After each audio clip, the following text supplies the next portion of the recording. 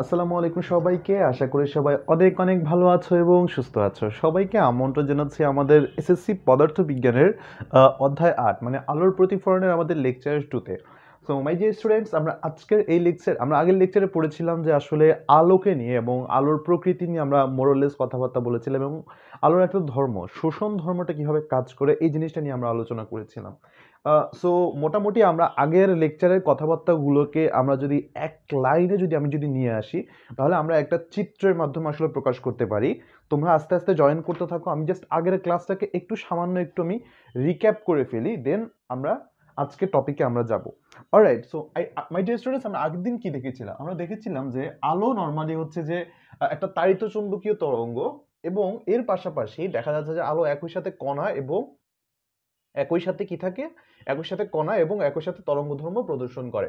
তো আলোকে যদি আমি এরকম একটা তলের উপর, দেখো এরকম একটা তলের উপর এভাবে যদি যেতে দেই, সো নর্মালি আলোর যে কাজটা হবে সেটা হচ্ছে আলো এই পাশ দিয়ে একটু অন্য মাধ্যম যদি হয়, মাধ্যম যদি চেঞ্জ করে, এখানে এভাবে চলে যেতে পারে। আলো এখান দিয়ে যদি ছাড়ি, সে এখান দিয়ে চলে যাবে। যদি সে এখান দিয়ে না যায়, তাহলে আরেকটা কাজ হতে পারে, সেটা হচ্ছে আলো যেভাবে আছে সেভাবে এক পর্যায়ে গিয়ে হারিয়ে যেতে পারে। অথবা আলো যদি এখানে কোনো বাধা থাকে, এই বিভেদ তলে যদি বাধা থাকে, আলো এই পথে ফিরে আসবে। এই তিনটা কাহিনী মানে কখন ঘটবে? যখন এই যে মাধ্যমের বিভেদ তল, দুটা মাধ্যমের যে পার্থক্যকারী রেখা, দেখো যে আমি যদি বলি তোমার আর আমার মধ্যে এখানে পার্থক্যকারী কি, মোবাইলের স্ক্রিনের এই পাশে আমি, স্ক্রিনের ওই পাশে তুমি, তোমরা এখানে ক্লাসটা দেখতে পাচ্ছ।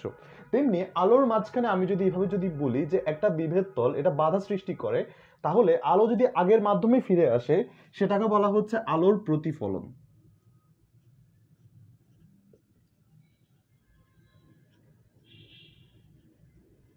আলোর প্রতিফলন। আলো যদি কোনো বাধা না পেয়ে যদি যে মাধ্যমের ভিতর দিয়ে যদি চলে যায়, এবং অবশ্যই একটু দিক পরিবর্তন করবে মাধ্যম চেঞ্জ করলে, যদি চলে যায় তাহলে সেটাকে বলবো আমরা আলোর প্রতিসরণ।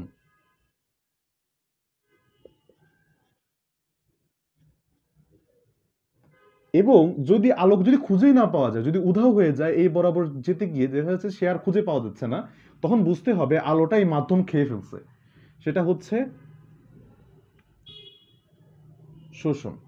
জিনিসটা ভাইয়া কিরকম, এটা একটু তাহলে মেটাফরিক্যালি বুঝাই জিনিসটা কিরকম। তুমি তোমার একটা ফ্রেন্ডকে, তুমি মনে করো যে কত 20 টাকা দিলা, হ্যাঁ, তোমার একটা বন্ধুকে। সো তোমার বন্ধু কি করলো, ওই 20 টাকা নিয়ে সে তোমাকে কিছুদিন পরে সে 20 টাকাই ফেরত দিয়ে দিল। ওকে, পুরো টাকাটা ফেরত দিয়ে দিল। যদি ওই 20 টাকায় যদি ফেরত দিয়ে দেয়, তাহলে তুমি কি বুঝতো ওই টাকাটাই তোমার কাছে প্রতিফলিত হয়ে ফিরে আসছে। এখন তোমার বন্ধু কি করলো, 20 টাকা না দিয়ে 20 টাকার কোনো একটা প্রোডাক্ট, হয়তো পেন্সিল দিয়ে দিল বা তোমাকে 20 টাকার কলম দিল, তাহলে তোমারটা চেঞ্জ করে দিয়েছে, এটা হচ্ছে প্রতিসরণ। আর যদি বলি যে না, তোমার বন্ধু তোমার থেকে 20 টাকা নিছে, আর মানে আর তার কার খুঁজে পাওয়া গেল না, তোমার বন্ধুও উধাও, তোমার টাকাও উধাও, তাহলে সেক্ষেত্রে তুমি এটাকে কি বলবা? সেটা হচ্ছে শোষণ, নিয়ে গেছে। তাহলে আই গেস তোমাদের কাছে এই জিনিসটা ক্লিয়ার। তোমাদের বন্ধুদেরকে একটু মেনশন করে দাও মানুষজন কম, যদি মানুষজন এমনিও কমে যাবে, 2-1 দিন পরে ব্যান যখন শুরু হবে, তখন মানুষজন এমনিতেই কমে যাবে। অলরাইট অলরাইট অলরাইট, তুমি আমাকে একটু বলো তো এটাকে বুঝতে পেরেছো কিনা, বলো তো এইটুকু তোমরা বুঝতে পেরেছো কিনা। যদি এইটুকু বুঝতে পেরে থাকো, তাহলে আমরা আজকের পড়াশোনা একটু শুরু করি। আজকে অনেক পড়াশোনা, অনেক সুন্দর সুন্দর আলোচনা আমরা করব। এনিওয়েজ,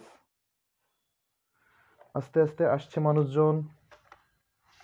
অলরাইট, আজকে অনেক সুন্দর সুন্দর আলোচনা আমরা করব। ওকে,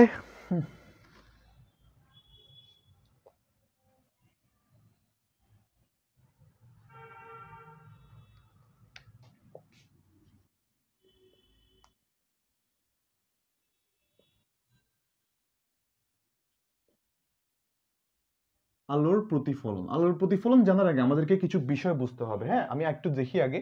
একটা বিভেদ তল লাগবে। বিভেদ তল জিনিসটা কি ভাইয়া? বিভেদ তল জিনিসটা হচ্ছে দুইটা মাধ্যমকে ডিফারেন্সিয়েট করতেছে। ভাইয়া বুঝলাম না। জিনিসটা হচ্ছে এইরকম, দেখো নর্মাল বায়ু মাধ্যমে আসলে আলো সরল পথে চলে, আমরা জানি, তাই না? No worries. সো আলো বায়ু মাধ্যমের মধ্যে একটা বেগে চলবে বা একটা সার্টেন ওয়েতে চলবে। মাধ্যমটা যখন চেঞ্জ হয়ে যাবে, আলো হয়তো বাধাগ্রস্ত হবে বা কোনো একটা সমস্যা হবে।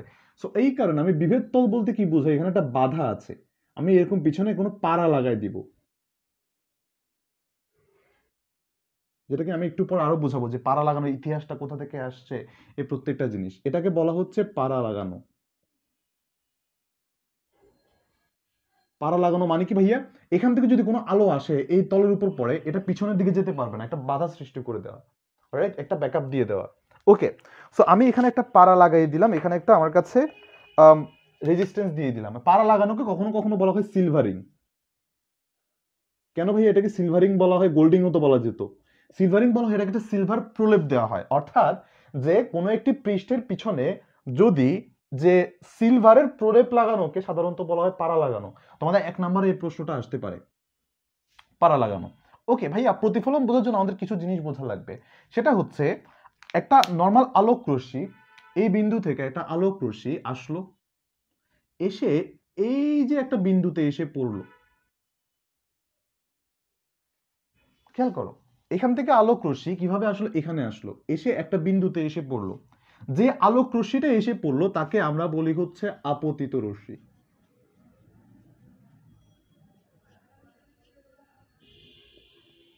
তাকে আমরা কি বলি, আপতিত রশ্মি। যারা ইংলিশ ভার্সনে আছো তারা মনে করবে এটাকে বলা হয় ইনসিডেন্ট রে।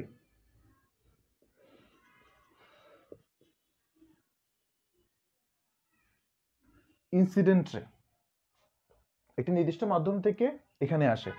সো এই যে যে বিন্দুতে এসে পড়ে, দেখো তো আমি যদি বলি এ বিন্দু থেকে এখানে ও বিন্দুতে এসে পড়েছে, ওকে, এই ও বিন্দুটাকে বলা হয় যে এই ও রেখাটা হচ্ছে আমাদের ইনসিডেন্ট রে বা আপতিত রশ্মি। আপতিত রশ্মি কি, একটা নির্দিষ্ট মাধ্যম থেকে আলোক রশ্মি, যে আলোক রশ্মি বিভেদ তলের উপর আপতন বিন্দুতে পতিত হয় তাকে বলা হয় আপতন, মানে আপতিত রশ্মি বা আপতন রশ্মি, যে কোন দুইটাই, যে কোনো একটাই বলো, নো ওয়ারিজ। ওকে ভাইয়া, এখন ও বিন্দুটা কি, ও বিন্দুটাকে বলা হয় আপতন বিন্দু, তাকে বলা হয় ইনসিডেন্ট পয়েন্ট।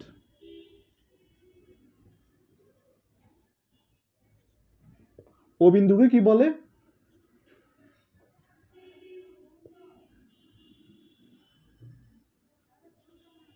ইনসিডেন্স পয়েন্ট, মানে আপতন বিন্দু, এখানে এসে আপতিত হয়েছে। এখন আলোক রশ্মি কি করবে জানো, এই যে এখান থেকে এসে এই বরাবর আসলো, এখন এই বরাবর যেহেতু বাধা পেয়েছে সে আবার ফিরে যাবে, নাকি তুমি বাসায় রাখতে দিবা, বলবা যে না তুমি ফিরে যেও না, তুমি আমার বাসায় চলে এসো, দাওয়াত করে খাওয়াই। সো না, আলোক রশ্মি এই বরাবর সে ফিরে চলে গেল, দেখো এই বরাবর। তাহলে আমরা বলতে পারি যেই বরাবর চলে গেছে এটাকে বলা হয় প্রতিফলন বা প্রতিফলিত হয়েছে, এটাকে বলা হয় প্রতিফলিত রশ্মি। দেখো আলোক রশ্মি আপতিত হয়েছে, আপতিত হয়ে সে উড়ে গেছে, পাখি আসলো আসলো আসলো আবার উড়ে চলে গেল, আসলো উড়ে চলে গেল, আসলো উড়ে চলে গেল। এখন এটা তাকে আমি কি বলতে পারি, এটাকে বলা হয় হচ্ছে প্রতিফলিত রশ্মি। ভাইয়া প্রতিফলিত রশ্মিটাকে কি বলে, এই যে ও এ, প্রতিফলিত রশ্মিকে কি বলে, ও এ। ওকে, এনিওয়েজ এবার একটু চিন্তা করে দেখো, এটাকে বলা হয় হচ্ছে আমাদের রিফ্লেক্টেড রে, এটাকে বলা হয় রিফ্লেক্টেড রে। এবার এবার এবার একটা খুবই ইম্পর্টেন্ট জিনিস দেখাবো। দেখো যে তলটা আছে, খেয়াল করো, যেই তলটার উপর আমাদের মানে আলোক রশ্মি এসে পতিত হয়েছে, সেই তলে লম্ব বরাবর, সেই তলে লম্ব বরাবর একটা রশ্মিকে আমরা কল্পনা করি বা একটা রেখাকে আমরা কল্পনা করি। দেখো একটা রেখাকে আমরা কল্পনা করি, এটাকে আমি নাম দিলাম এম। ওকে, আচ্ছা এম না দিয়ে এটাকে বলা হয় পি ধরি, হ্যাঁ পি, আর এটাকে বলে হচ্ছে এম, এম ড্যাশ। সো একটু মাথায় রাখবা, এম এম ড্যাশ হচ্ছে আমাদের, যদি বলো দর্পণ, দর্পণ, এম এম ড্যাশ হচ্ছে আমাদের প্রতিফলক পৃষ্ঠ। এটা আগে লেখা উচিত ছিল, এটাকে বলা হয় প্রতিফলক পৃষ্ঠ। যে পৃষ্ঠে এসে আলোক রশ্মি আপতিত এবং প্রতিফলিত হয় তাকে বলা হয় প্রতিফলক পৃষ্ঠ। যে পৃষ্ঠে এসে আলোক রশ্মি আপতিত এবং প্রতিফলিত হয় সেই পৃষ্ঠকে বলা হয় প্রতিফলক পৃষ্ঠ। প্রতিফলক পৃষ্ঠটা কি ভাইয়া, এটা হচ্ছে এম ও এম ড্যাশ, এটাকে বলা হয় প্রতিফলক পৃষ্ঠ, এটাকে বলা হয় রিফ্লেক্টিং সারফেস, অলরাইট, বা reflecting plane, alright, no worries. এবার আমরা কি বলবো, দেখো ভাইয়া অবিলম্বের সাথে 90 ডিগ্রি কোণে, দেখো আমি সরি, অবিলম্বের সাথে 90 ডিগ্রি কোণে প্রতিফলক পৃষ্ঠ থাকে, আর প্রতিফলক পৃষ্ঠের সাথে ঠিক 90 ডিগ্রি কোণে, 90 ডিগ্রি কোণে যে একটা রেখাকে কল্পনা করা হয় সেটাকে বলা হয় হচ্ছে একটা অভিলম্ব। অভিলম্ব কি বলে এটাকে, এটাকে বলে অভিলম্ব, ইংরেজিতে বলে নরমাল। এটাকে বলা হয় অবিলম্ব, অবিলম্বকে ইংরেজিতে বলে নরমাল। এটার সংজ্ঞা কি ভাইয়া, এটার সংজ্ঞাটা হচ্ছে প্রতিফলক পৃষ্ঠের সাথে প্রতিফলক পৃষ্ঠের সাথে 90 ডিগ্রি কোণ করে, প্রতিফলক পৃষ্ঠের সাথে 90 ডিগ্রি অ্যাঙ্গেল করে যেই রেখাকে কল্পনা করা হয় তাকে বলা হয় আমাদের নর্মাল বা অভিলম্ব, তাকে বলা হয় আমাদের নর্মাল বা অভিলম্ব, ওপি। নো ওয়ারিজ, ওকে ফাইন, আমি পিও বা ওপি তুমি যে কোনোটা ধরতে পারো। ওকে, সবসময় একটা জিনিস প্লিজ, এই কথাটা এখন থেকে তুমি একটু বেশি অ্যাটেন্টিভ হও। আগে যদি মনে করো ডাবল অ্যাটেন্টিভ থাকো, এখন 4 গুণ অ্যাটেন্টিভ হয়ে যাও প্লিজ। একটু মাথায় রাখো, অভিলম্বের সাথে আপতিত রশ্মি বা আপতন রশ্মি, অভিলম্বের সাথে আপতন রশ্মি যে কোণটা উৎপন্ন করে তাকে বলা হয় আপতন কোণ, তাকে বলা হয় ইনসিডেন্ট অ্যাঙ্গেল। খেয়াল করো, আমি এই পাশে লিখি, নিচে মনে হয় দেখা যাচ্ছে না, আমি একটু দেখি কতটুকু হয়েছে লেখা, না আরেকটু নিচে লেখা যাবে। সো আমি একটু এখানে লিখি, সেটা হচ্ছে এটাকে বলা হয় হচ্ছে আপতন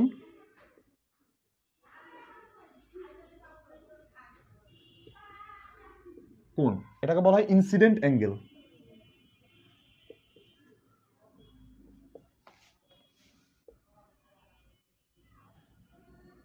হ্যাঁ, ইনসিডেন্ট অ্যাঙ্গেলটা কি খেয়াল করো, আমি আবার বলি, অভিলম্বের সাথে আপতিত রশ্মি, অভিলম্বের সাথে আপতিত রশ্মি যেই অ্যাঙ্গেলটা উৎপন্ন করে সেটাকে বলা হয় হচ্ছে আমাদের ইনসিডেন্ট অ্যাঙ্গেল। ইনসিডেন্ট অ্যাঙ্গেলটা কি ভাইয়া? এ ও পি, কোণ A O P equal to I. Okay okay, এটাকে বলা হয় হচ্ছে আমাদের আপতিত বা আমাদের আপতন কোণ। অলরাইট, আপতিত রশ্মি অবিলম্বের সাথে যে কোণটা উৎপন্ন করে তাকে বলা হয় আমাদের আপতন কোণ। আমি তারপর যাই যে প্রতিফলন কোণ বের করি, এটাকে বলা হয় ইনসিডেন্ট অ্যাঙ্গেল। হ্যাঁ, আর এটা হচ্ছে আমাদের রিফ্লেক্টেড অ্যাঙ্গেল বা রিফ্লেক্টিং অ্যাঙ্গেল। প্রতিফলন কোণ কি? প্রতিফলন কোণটা হচ্ছে অভিলম্বের সাথে এই যে কোণটা উৎপন্ন করছে, অভিলম্বের সাথে যে কোণটা উৎপন্ন করছে সেটাকে বলা হয় কে? প্রতিফলিত রশ্মি। অভিলম্বের সাথে প্রতিফলিত রশ্মি যে কোণটা উৎপন্ন করছে তাকে কি বলে? প্রতিফলন কোণ, তাকে বলা হয় reflecting angle. Reflecting angle. Okay, এটাকে হচ্ছে প্রকাশ করা হয় আর দিয়ে। আরটা কিরকম ভাইয়া? এভাবে দেখো, কোণ এ প্রাইম ও পি, কোণ A prime O P equal to কোণ আর, এটাকে বলা হয় রিফ্লেক্টিং অ্যাঙ্গেল, এটাকে বলা হয় reflecting angle. My dear students, আমাকে একটু কাইন্ডলি তোমরা বলো তো এই বিষয়টা তোমরা বুঝতে পেরেছো কিনা, এই বিষয়টুকু তোমরা বুঝতে পেরেছো কিনা, আইডিয়াটুকু তোমরা একটু বলো তো আমাকে, এইটুকু বুঝতে পেরেছো কিনা?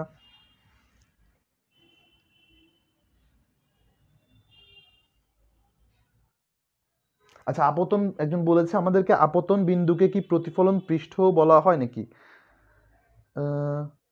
আচ্ছা, না এটা বলে হচ্ছে, আমি একটু পরে ওই জিনিস বলবো যে আমাদের প্রথম সূত্রটা এই প্রতিফলক পৃষ্ঠকে চিহ্নিত করে।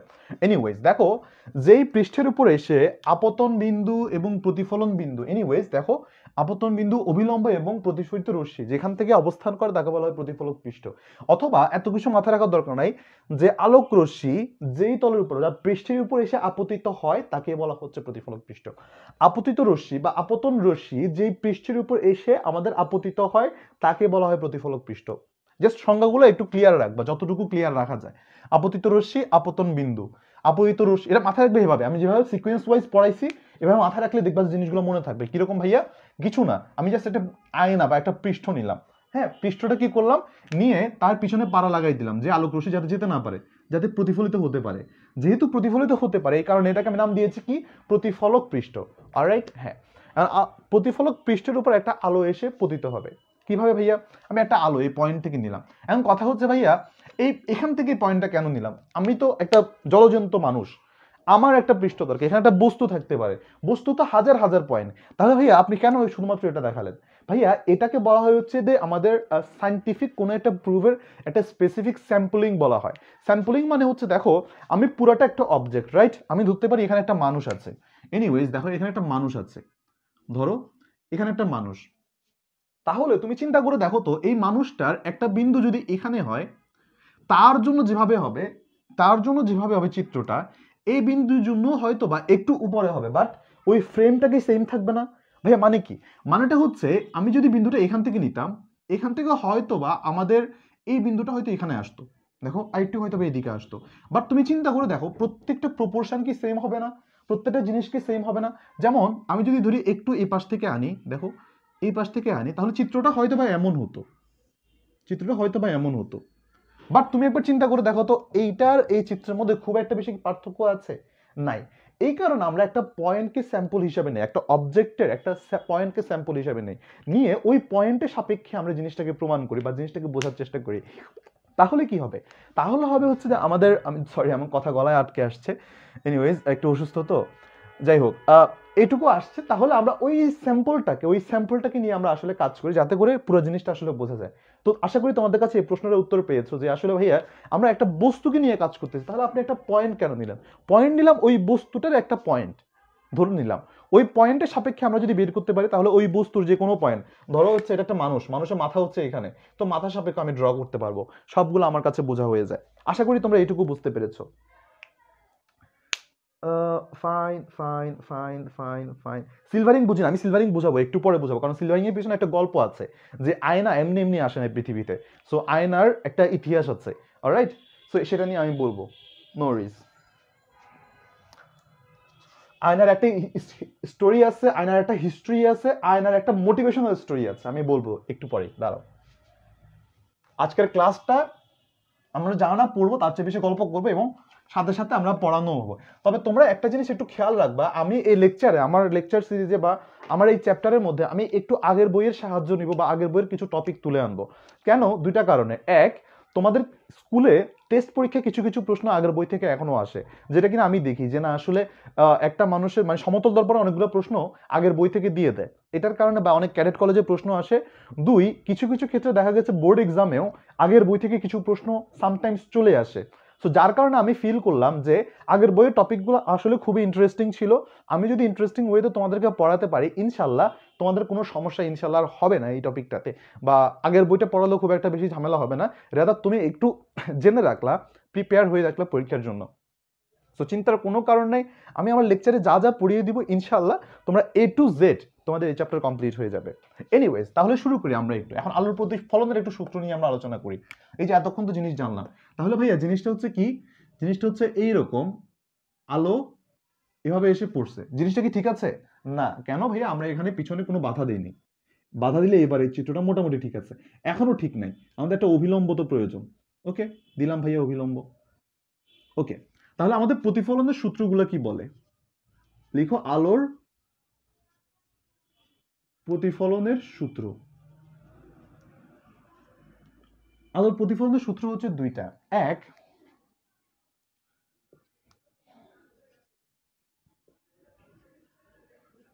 আলোর প্রতিফলনের ক্ষেত্রে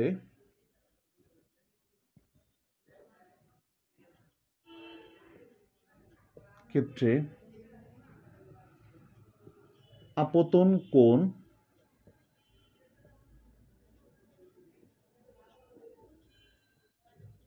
প্রতিফলন কোণ, অর্থাৎ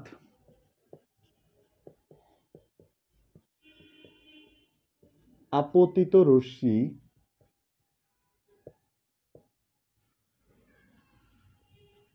প্রতিফলিত রশ্মি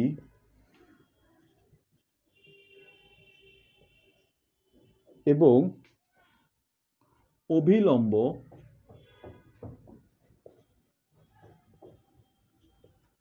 একই সমতলে থাকে।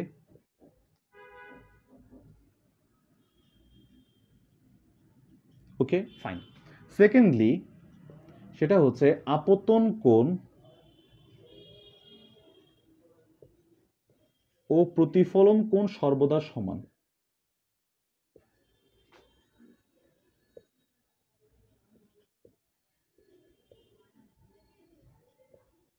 ওকে ওকে ভাইয়া, এখানে একটা ঝামেলা আছে বুঝছো, ঝামেলাটা হচ্ছে আমরা এটা নিয়ে একটু ঝামেলায় পড়ে যাবো। ভাইয়া সমতলে অবস্থান করে এটা মানে কি? একই তলে অবস্থান করে, একই সমতলে অবস্থান করে, কথাটার মানে কি?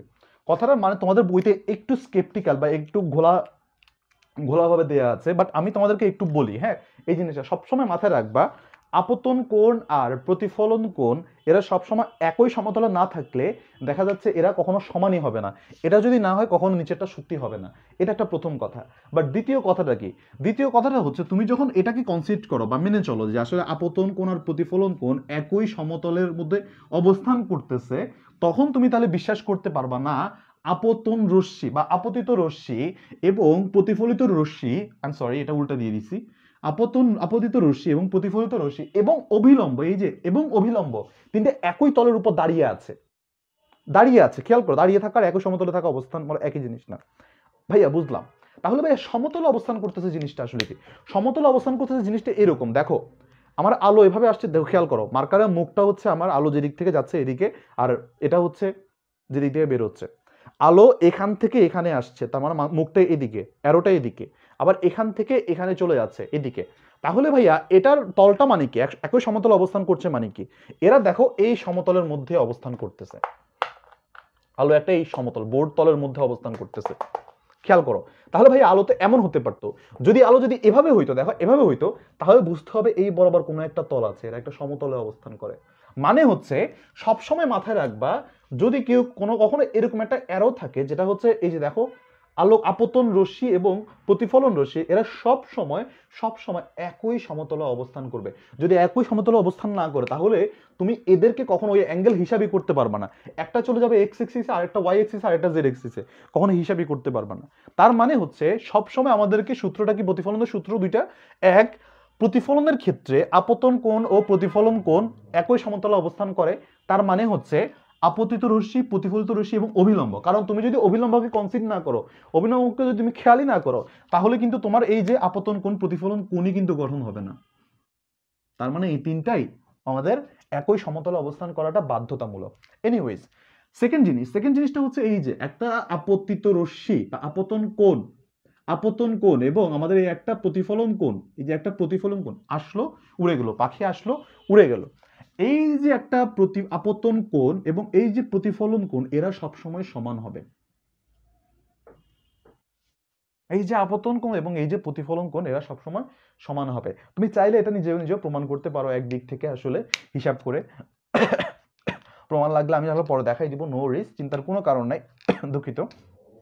দেখো জাস্ট এইটুকু তোমরা একটু মাথায় রাখো, এই জিনিসটা তোমরা একটু আমরা কাইন্ডলি রেসপন্স করো তো, এটাও তোমরা বুঝতে পেরেছো কিনা, এই জিনিসটা তোমাদের কাছে ক্লিয়ার কিনা, এইটুকু তোমাদের কাছে ক্লিয়ার কিনা আমাকে একটু কাইন্ডলি বলো, তাহলে আমরা অনেক মজার মজার কনসেপ্ট এখান থেকে পড়বো।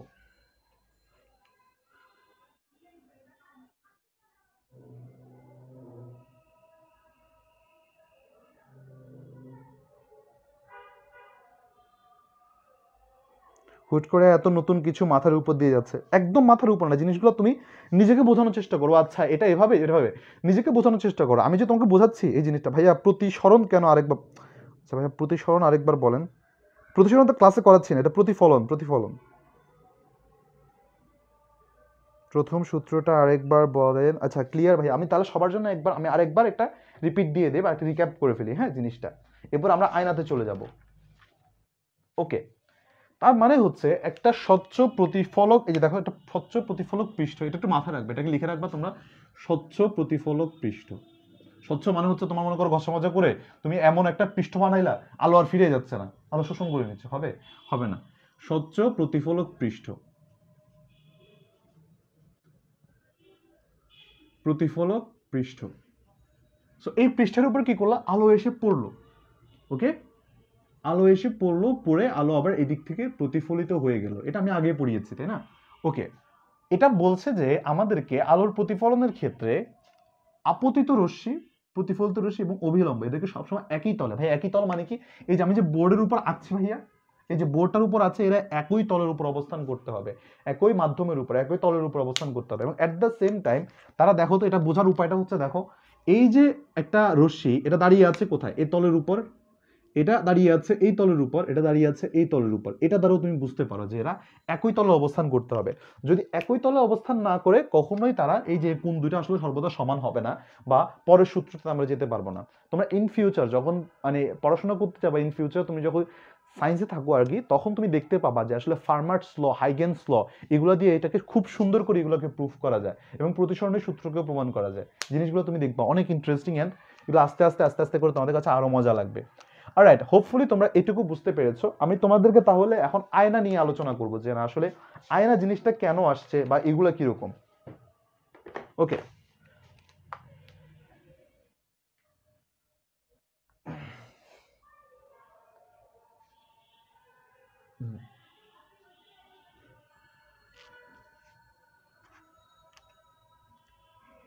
আয়না।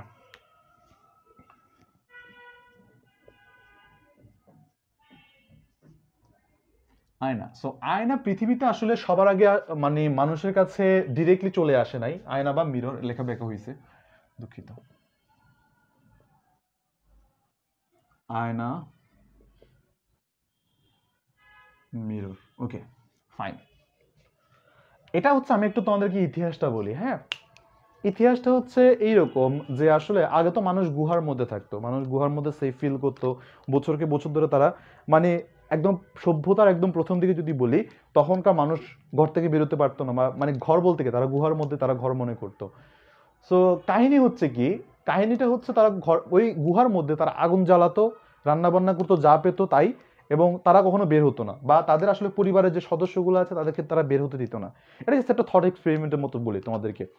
যাই হোক, তারা বের হতো না, তারা জানতো না দুনিয়াটা কেমন বা পৃথিবীটা কেমন, তাদের কাছে বিশ্বাসই হতো না যে আলো বলতে কিছু আছে বা পৃথিবীটা আলোকিত হতে পারে। শুধুমাত্র কিছু মানুষ জানতো যারা আসলে ওই খাবার দাবার কালেক্ট করতো তারা। সো যেই মানুষটা সারা জীবন ধরে ওইখানে আছে, তারা মনে করতো যে না, তাদের ওই পৃথিবীটাই, তাদের অন্ধকার যে জগৎটা, এই জগৎটাই তাদের মেন জগৎ বা পৃথিবী বলতেই এটা। অ্যান্ড আমি জন্মগ্রহণ করব, এই একটা গুহার মধ্যে আমাদের জীবনযাপন করব, আলো জ্বলবে, ওই যে আগুন জ্বলবে, এটুকুই, এবং সূর্যের আলো বলতে কিছু নাই, তারা এভাবে মৃত্যুবরণ করবে। বাট একবার এক লোক ওইখান থেকে গুহা থেকে পালিয়ে যায়। পালিয়ে গিয়ে আসলে হঠাৎ দেখতে পায় যে না, তার সে প্রথম লাইফে দেখে যে আসলে একটা গাছ, ও আচ্ছা এটা একটা গাছ, সে তো জানতো না এটা গাছ।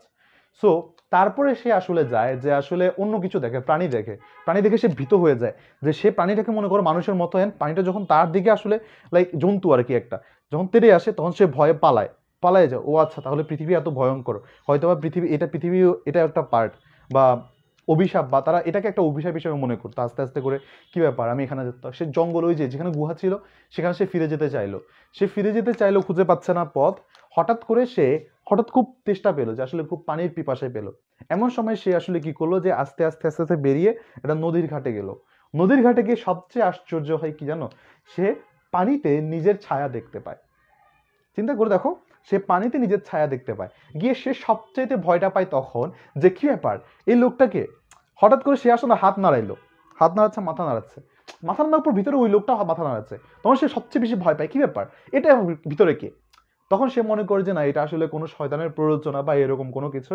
তো আস্তে আস্তে আস্তে করে মানুষ তখন গিয়ে আবিষ্কার করে যে না, এটা আমারই প্রতিবিম্ব, যে না আসলে ওই আয়না, যে পানিতে সে নিজের ছবি দেখতে পেয়ে মানুষ বিশ্বাস করতে থাকে না, আয়নার কনসেপ্টটা আস্তে আস্তে আস্তে আস্তে মানুষের মাথায় আসতে থাকে। তার মানে পৃথিবীর সর্বপ্রথম আবিষ্কৃত যে আসলে আয়নাটা, সেটা নাথিং এলস, জাস্ট ওই পানি দেখেছিল মানুষ সবার আগে, ওই পানিটাই হচ্ছে পৃথিবীর সবার আগে আয়না। বাট এটা তো আর আয়না হতে পারে না, তাই না, ইন জেনারেল। বা আয়না বলতে তো আমরা ইন জেনারেল দেখি যে হচ্ছে আমাদের ড্রেসিং টেবিলে যেটা থাকে বা আলমারির সাথে যেগুলো থাকে, ওইগুলো, ওইগুলোকে বলা হয় ধীরে ধীরে মডার্নাইজড গ্লাস, বা আসলে কি মডার্ন গ্লাস মিরর বলা হয় আস্তে আস্তে। সো ধীরে ধীরে এগুলোকে ইভলভ করে বা কনসেপ্টগুলোকে ইভলভ করে। সো তাহলে আমরা জানি আয়না কি, প্রথম আয়নাটা হচ্ছে পানি থেকে আমরা পাই। পানি হচ্ছে পৃথিবীর প্রথম আয়না।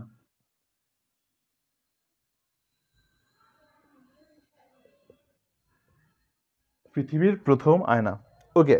সো এরপর ধীরে ধীরে আসলে মানুষ সবার মানে এই আয়নাকে আসলে ভালো রকমের করে হচ্ছে, এটা দেখা যাচ্ছে টার্কিতে, তোমরা জানো কিনা জানি না, টার্কির ইতিহাস কিন্তু অনেক সুন্দর, যে তুরস্কের ইতিহাস। জাস্ট তুরস্কের কিছু ব্লগ আছে, আহ, এটা নাদির ভাইয়ের ব্লগ দেখতে পারো, নাদির ভাই অনেক ব্লগ করছিল। এনিওয়েজ, ইউটিউবে অনেকগুলো ব্লগ আছে জাস্ট তুরস্কের বিভিন্ন সৌন্দর্য জায়গা থেকে। তুমি দেখবা তুরস্কের ইতিহাস বা ওই যে প্লেসগুলো দেখলেই কিন্তু ওগুলোর সাথে সাথে মানে ইসলামিক ইতিহাস বলো বা প্রাচীন ইতিহাস অনেক সুন্দর, মানে এগুলো খুবই সুন্দর সুন্দর ইতিহাস আছে। এনিওয়েজ, সো এটার সাথে এই কথা কেন বললাম, যে তুরস্কে একটা প্লেস আছে যেটাকে বলা হয় অ্যানাটোলিয়া। এটা খুবই হিস্টোরিক্যাল একটা প্লেস, ওকে। সো এই অ্যানাটোলিয়াতে সবার আগে মানুষ আসলে এই আয়না তৈরি করে সে এটাকে বলা হয় হচ্ছে অবসিডিয়ান স্টোন।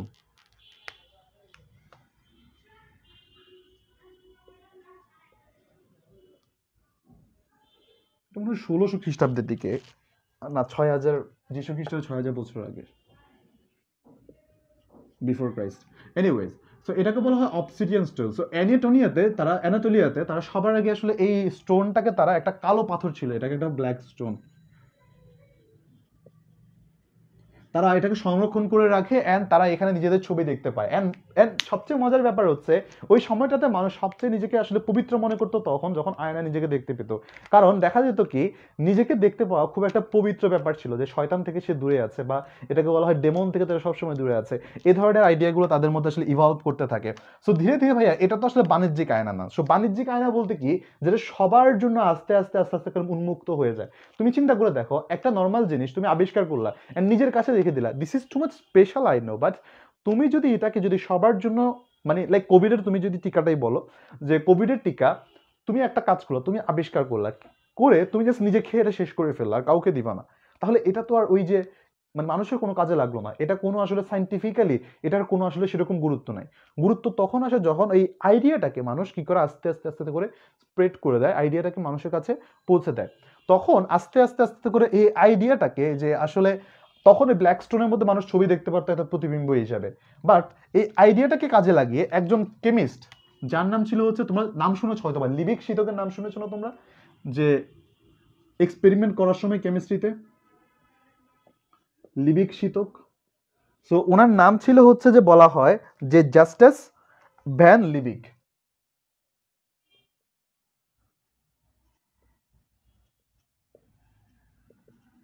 উনি সবার আগে, উনি ছিলেন একজন কেমিস্ট যদিও। উনি যে কাজটা করে সেটা হচ্ছে, তুমি যেটা দেখবা যে অ্যালডিহাইডের সাথে যে টলেন বিকারক নামে একটা মানে রিয়েজেন্ট আছে, টলেন রিয়েজেন্ট। সো ওই রিয়েজেন্টটা যদি তুমি যদি বিক্রিয়া করো, তুমি তখন একটা প্রলেপ পাবা, সিলভার মানে প্রলেপ পাবা। সো সিলভার প্রলেপ প্রলেপ যখন পাবা, সে চিন্তা করলো দেখো যে আসলে আমি একটা সিলভার প্রলেপ পাচ্ছি, এটাকে একটা স্টোর করে রাখে। স্টোর করে সে কি করলো, একটা কাঁচ নিল, কাঁচ নিয়ে কাঁচটাকে এভাবে রাখলো একটা টেবিলের উপর, রেখে সে কি করলো, এই সিলভার প্রলেপটুকু এখানে ঢেলে দিল, এই জায়গাটা ঢেলে দিল। ঢেলে দিয়ে এই জায়গাটা দেখো একটা অস্বচ্ছ, একটা মানে অস্বচ্ছ না বলতেছি, একটা একদম সিলভার দেখলেই বুঝতে পারে যে একদম মিরর মিরর লাগে। ওকে, সো এই যে একটা নর্মাল সিলভার একটা প্রলেপ, এই যে প্রলেপটা সৃষ্টি হয়েছে, যেখানে প্রলেপ সৃষ্টি হয়েছে তার অপর পিঠে সে একটা আয়না আবিষ্কার করে। সো আয়নার ইতিহাস যে এই যে ভাইয়া, এই যে সিলভার প্রলেপটা দেয়া পাড়া লাগানো, এটাকে বলা হচ্ছে সিলভারিং বা প্রলেপ। অর্থাৎ এই যে সিলভারটুকু, এখন তুমি বলতে পারো যে না ভাইয়া আমি তো এই সিলভার বিক্রি করে আমি অনেক বড় লোক হয়ে যেতে পারি, বা একটা আয়নার সিলভার তুমি যদি মনে করো এখান থেকে যদি আয়না পুরায় যে সিলভার পাবা, এই সিলভার বিক্রি করে তুমি লাখপতি কোটিপতি হয়ে যাবে, আমাকে একটু দিও যদি হও আর কি। তো ওই টাকাটা আসলে ওই রকম খুব বেশি পরিমাণে পাওয়া যায় না। উম, আচ্ছা, কেউ কি কিছু বলছে? সহজ কিছু কঠিন না, এক্স্যাক্টলি এক্স্যাক্টলি। আচ্ছা, এটা এখানে একটা মোটিভেশনাল কথাবার্তা আছে বা একটা point আছে। আচ্ছা, কেউ কি কিছু বলছে? Anyways, fine. So hopefully motivational পয়েন্টটা আমি তোমাকে একটু বলি। তুমি চিন্তা করে দেখো তো, ওই মানুষটা যেটা কিনা ওই যে একদম গুহার মধ্যে ছিল, তার কাছে পৃথিবীটাই অজানা, সম্পূর্ণ পৃথিবী কিন্তু অজানা, সে কিছুই জানে না কোনো কিছু সম্পর্কে। সে যদি কখনো তার ওই গুহা থেকে সে যদি না বের হতো, সে যদি কখনো নিজেকে যদি না দেখতে পেত, তাহলে তুমি চিন্তা করে দেখো তো, হঠাৎ করে তাকে যদি কেউ যদি নিয়ে আসতো যে আয়না তার সামনে, এই দেখো আমাদেরকে দেখা যায়, তখন সে কি বলতো, এটা ভূত, কিংবা সে কখনো এটাকে বিশ্বাসই করতো না। তার মানে তোমার সব সময় তুমি জানবা না, দিস ইজ ভেরি অবভিয়াস, এটা খুবই ন্যাচারাল জিনিস, বাট এই যে কিউরিয়াসিটি, জানার যে আগ্রহটা, এই আগ্রহটা প্রতিনিয়ত তোমাকে পুশ করবে জানার দিকে। অর্থাৎ তুমি সবসময় মাথায় রাখবা, জানো না এটা কোনো দোষ না, জানতে চাও না এটা দোষ। এটা নর্মালি হচ্ছে মোস্ট প্রবাবলি জেফ বেজোস বলে এই কথাটা, যে যে আমি কখনো রিগ্রেট করি না যে আমি একটা জিনিস পারি না, বাট আমি এটা নিয়ে প্রচন্ড পরিমাণে রিগ্রেট করি যে আমি সেটা ট্রাই করি নাই। অবভিয়াসলি আমি আমি মনে করি যে আমার এখানে যতজন ক্লাস করছে, যে প্রায় 120-এর উপরে যে মানুষজন একসাথে এখন ক্লাস করছে, তোমাদের জন্য আমার মনে হয় না যে আসলে তোমাদের জন্য অসাধ্য কোনো কিছু আছে, তোমাদের জন্য মানে তোমরা ইম্পসিবল কোনো কিছু তোমাদের জন্য আছে। সেটা হতে পারে সবচেয়ে কঠিনতম যে সায়েন্স, রকেট সায়েন্স থেকে শুরু করে এনিথিং, তোমাদের দিয়ে সব কিছু সম্ভব। কেন? ওই যে চেষ্টাটা, আগ্রহটা তোমাদের যদি জন্মাতে পারো, ইনশাল্লাহ এভরিথিং উইল বি পসিবল। আজান দিচ্ছ তো, আমি একটু কথা কম বলবো, একটু লেখার চেষ্টা করবো, আজানটা শেষ হলে আমি কন্টিনিউ করবো। এনিওয়েজ,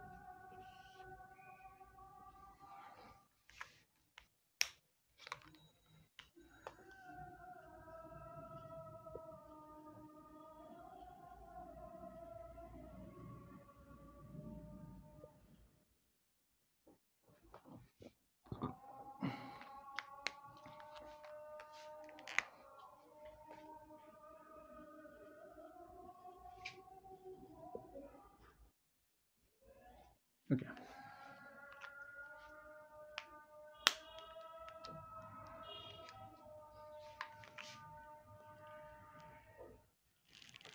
ওকে, ওকে, ওকে, ডান, নাইস। সো আমরা এখন দেখবো যে হচ্ছে দর্পণ বা আয়নার প্রকারভেদ, আসলে কত রকমের আয়না, হরেক রকমের আয়না যে পৃথিবীতে আছে আসলে তারা দেখতে কেমন বা আয়নাগুলো দেখতে কিরকম, এই জিনিসগুলো নিয়ে।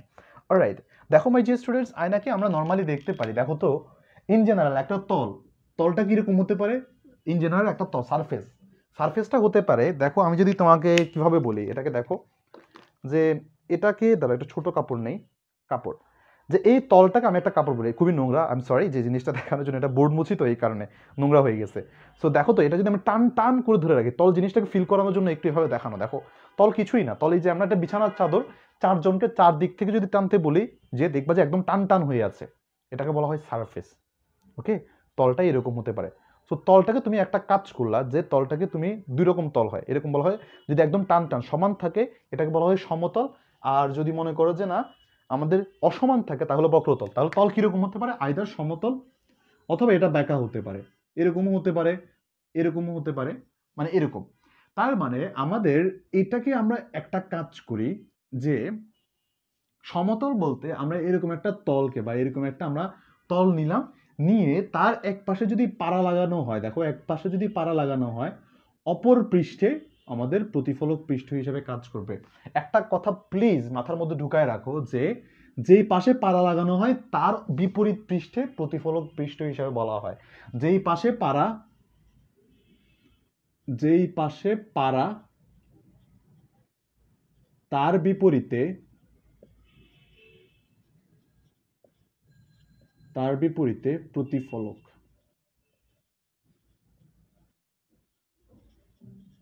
পৃষ্ঠ থাকে। যেই পাশে পাড়া লাগানো থাকে ঠিক তার বিপরীত পৃষ্ঠে আসলে প্রতিফলক পৃষ্ঠ থাকে। অলরাইট, সমস্যা নেই। তাহলে ভাইয়া গলীয় পৃষ্ঠ জিনিসটা এমন কি? গলীয় পৃষ্ঠ হচ্ছে খুবই মজার জিনিস, তুমি একটু দেখো। গলীয় পৃষ্ঠ হচ্ছে একটা গোলক নেওয়া হয়, হ্যাঁ, এই যে এরকম একটা বল বা গোলক নেওয়া হয়, এরকম একটা গোলক। সো তারা একটা কাজ করে, তখন চিন্তা করলো যে না আমি পুরো গোলককে নিব না, আমি একটা কাজ করি এটাকে কেটে ফেলবো, হ্যাঁ, এটাকে আমি অর্ধেক কেটে ফেললাম। কেটে ফেললে কি হবে, দেখো জিনিসটা এরকম হয়। অলরাইট, হ্যাঁ ঠিক আছে। এখন কেটে ফেলার পর আমার কাছে আসলে জিনিসটা আসলে দেখতে এমন হয়ে থাকে, আইদার আমি এই একটা পৃষ্ঠ পাই, গোলকটা ভিতরে হচ্ছে ধরো মনে করো ফাঁকা আছে, এই এতটুকু ফাঁকা, আমার কাছে দুইটা পৃষ্ঠ পাই, দেখো তো, একটাকে বলা হয় উত্তল পৃষ্ঠ, এই পৃষ্ঠটাকে বলা হয় উত্তল, আর এই যে ভিতরের দিকে যে পৃষ্ঠটা থাকে তাকে বলা হয় অবতল। অলরাইট, এটাকে বলা হয়, একটাকে বলা হয় উত্তল, একটাকে বলা হয় অবতল। যারা ইংলিশ ভার্সনে আছে তারা বলবা হচ্ছে উত্তলটাকে বলা হয় কনভেক্স, আর এটাকে বলা হয় কনকেভ, এই যে কেভ আকৃতি, যেটা হচ্ছে যে একটু অবতল স্টাইলের আছে। ওকে ভাইয়া, উত্তল কোনটাকে বলবো অবতল কোনটাকে বলবো, সবসময় মাথায় রাখবা, এটা ঠিক করা হয় উত্তল না অবতল, ঠিক করা হয় যে প্রতিফলক পৃষ্ঠের উপর। একটু মাথায় রাখবা, উত্তল না অবতল এটা ফিক্স করা হয় প্রতিফলক পৃষ্ঠের উপর, প্রতিফলক পৃষ্ঠের উপর। তাহলে ভাইয়া জিনিসটা মানে কি, জিনিসটা মানে হচ্ছে যখন একটা উত্তল দর্পণ নিয়ে আমি কথা বলবো, ভাইয়া দেখো, যখন আমি একটা উত্তল দর্পণ নিয়ে কথা বলবো, সেটা অলওয়েজ কি করবে, দেখো তো উত্তল পৃষ্ঠে এসে প্রতিফলিত হবে, উত্তল পৃষ্ঠে এসে প্রতিফলিত হবে। খেয়াল করো, যদি উত্তল পৃষ্ঠে প্রতিফলিত, আমি কি বলেছিলাম দেখো তো, যেই পাশে প্রতিফলক পৃষ্ঠ, পারা কি উল্টা পাশে, তাহলে পারা কোথায় হবে?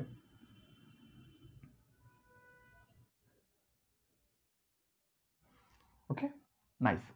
অবতল মানে কি ভাইয়া, অবতল মানে হচ্ছে অবতল পৃষ্ঠেই হবে, দেখো অবতল মানে হচ্ছে আমার অবতল পৃষ্ঠে এসে পড়বে, তাহলে পারা কোথায় লাগাবো, পারা হচ্ছে উত্তল পৃষ্ঠে। এমসিকিউর জন্য খুবই ইম্পর্টেন্ট ভাইয়া, এগুলা কনফিউজ করে দেয়। আমাকে যদি বলো তাহলে ভাইয়া অবতল অবতল দর্পণে, অবতল দর্পণে আমরা কোন পৃষ্ঠে আসলে পারা লাগানো হয়, বলবা অবতল দর্পণে উত্তর পৃষ্ঠে, উত্তল দর্পণে অবতল পৃষ্ঠে। এগুলো একটু খেয়াল রাখবে, এমসিকিউ গুলো এভাবে একটু ঘুরিয়ে দেয়। তো আমরা এই গলীয় দর্পণ নিয়ে আলাদা একটা লেকচার বা একটা বা দুইটা লেকচার আমরা ডিটেলসে এটা পড়বো, এবং সমতল দর্পণ নিয়ে আমাদের বিশেষ কিছু জিনিস জানা দরকার, এগুলো আমরা আস্তে আস্তে আস্তে আস্তে করে শিখবো। অলরাইট মাই ডিয়ার স্টুডেন্টস, তাহলে তোমরা একটু আমাকে বলো তো, যে দর্পণের যে প্রকারভেদ বা আয়নার যে প্রকারভেদ, এটা নিয়ে কারো কোনো সমস্যা আছে কিনা?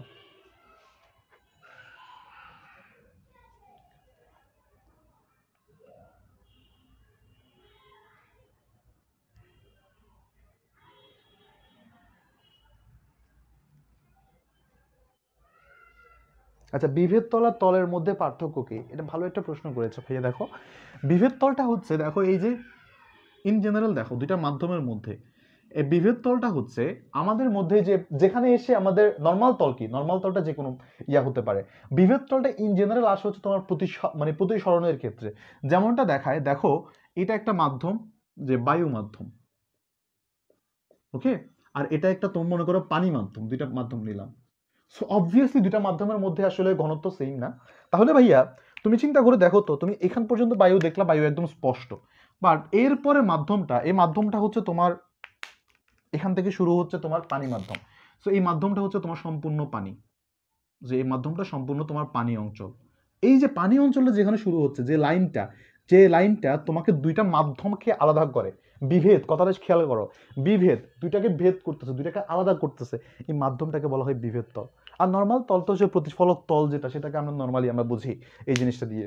এনিওয়েজ, কারোর কোনো প্রশ্ন আছে কিনা? সমস্যা নেই, অল ক্লিয়ার, সমস্যা নেই। Thank you, thank you, thank you. Cool. বেশি কিছু না, জাস্ট একটা প্রমাণ দেখাবো, একটা প্রমাণ খুবই ইম্পর্টেন্ট, পরীক্ষায় আসে। বেশি কিছু না, জাস্ট একটা প্রমাণ দেখাবো, কারণ আমরা স্ফেরিক্যাল বা গোলীয় দর্পণ নিয়ে অনেক বিরাট আলোচনা করবো সামনে ইনশাল্লাহ। ওকে, তাহলে আমরা দুটো জিনিস জানলাম এইগুলা দিয়ে। সো আমরা একটা মাত্র এখন প্রমাণ দেখব। আচ্ছা, আর আর আর নো রিস, একটা প্রমাণ দেখব, সেটা হচ্ছে, প্রমাণটা খুব সিম্পল, যে সমতল দর্পণে খেয়াল করো, সমতল দর্পণে কোনো বস্তু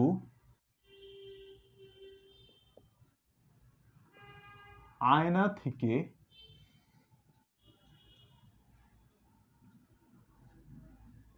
যত দূরে থাকে, সমতল দর্পণে কোনো বস্তু, সমতল দর্পণে, গরম লাগতেছে, সমতল দর্পণে কোনো বস্তু আয়না থেকে যত দূরে থাকে, তার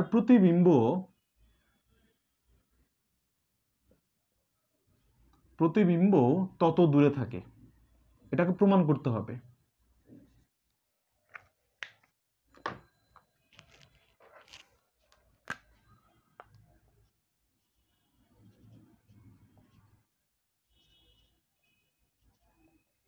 প্রমাণ করো যে তার প্রতিবিম্ব তত দূরে হবে।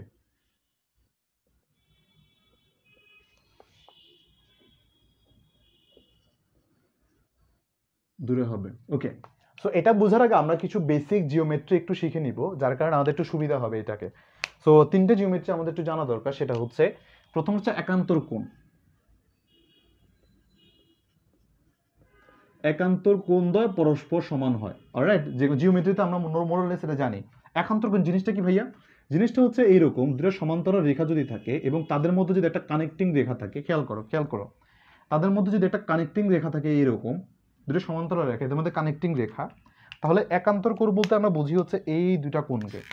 দেখো, এ প্রান্তের এই ডান পাশে একটা, আর উপরের প্রান্তে বাম পাশে একটা, এই যে কোণ দুইটাকে, এদেরকে বলা হয় একান্তর কোণ। এরা পরস্পর সমান। এটা যদি কোণের নাম আলু হয়, এই কোণের নামও আলু, সুতরাং আলু ইজ ইকুয়াল টু আলু। অলরাইট, সো এই দুটা কোণ পরস্পর সমান, একান্তর কোণ। এনিওয়েজ, সো একান্তর কোণ আমরা জানলাম। আরেকটা হচ্ছে অনুরূপ কোণ, তোমাদের একটু জানা লাগবে। এটার জন্য আমি একটু তোমাদেরকে বেসিকটা জানিয়ে দেই, কারণ আমার প্রমাণ করতে তাহলে আমাদের সুবিধা হবে। অনুরূপ কোণ কাকে বলে ভাইয়া? অনুরূপ কোণ হচ্ছে খুবই সিম্পল একটা জিনিস, প্লিজ এটা একটু খেয়াল রাখো। হ্যাঁ, আমি একটু বলি, অনুরূপ কোণটা হচ্ছে, দেখো এই যে রেখাটা আছে, এই একটা রেখা, এটা আমি কাটবো, এটা কোপ দিব। সো এই বরাবর আমি একটা কোপ দিলাম, আর এই বরাবর একটা কোপ দিলাম। কোপ দিয়ে আমরা এই পাশটুকু দরকার নাই, ওই যে আগেরটার মতোই দুটো কোপ দিলাম। দেওয়ার পরে দেখো তো, এই যে কোণটা আছে এবং এই কোণটা পরস্পর সমান হবে যদি এই দুইটা রেখা সমান্তরাল হয়। এই রেখা যদি কোপ দিলে যদি সমান্তরাল ভাবে পড়ে, তাহলে দেখবা যে এটাও আমাদের আলু, এটাও আমাদের আলু। আলু পড়তে এসে আলু লিখতেছি। যাই হোক, তার মানে আমাদের অনুরূপ কোণদ্বয় পরস্পর সমান হয়, যে কোনো জায়গায় একান্তর কোণদ্বয় পরস্পর সমান হয়, একটু মাথায় রাখবা। অ্যান্ড তাছাড়াও আমরা নর্মালি জানি যে কোণ বাহু কোণ উপপাদ্য অনুযায়ী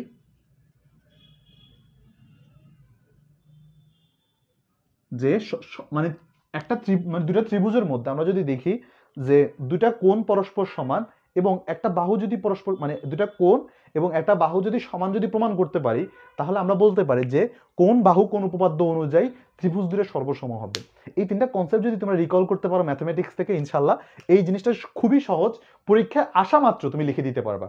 অলরাইট, পরীক্ষা তাহলে প্রশ্ন কিভাবে আসতে পারে ভাইয়া, এটা বলবে হচ্ছে অমুক তমুক চমুক, যে কোনো একটা নাম দিতে পারে, অমুক আয়নার সামনে দাঁড়িয়ে দেখলো সে আয়না থেকে 5 মিটার দূরে অবস্থান করছে, তাহলে প্রমাণ করে দেখাও যে আয়না থেকে সে অমুক তমুক প্রমুখ যেটাই বলুক, সে ঠিক তার প্রতিবিম্ব আয়না থেকে ঠিক 5 মিটার দূরে অবস্থান করছে, এটা প্রমাণ করে দেখাও।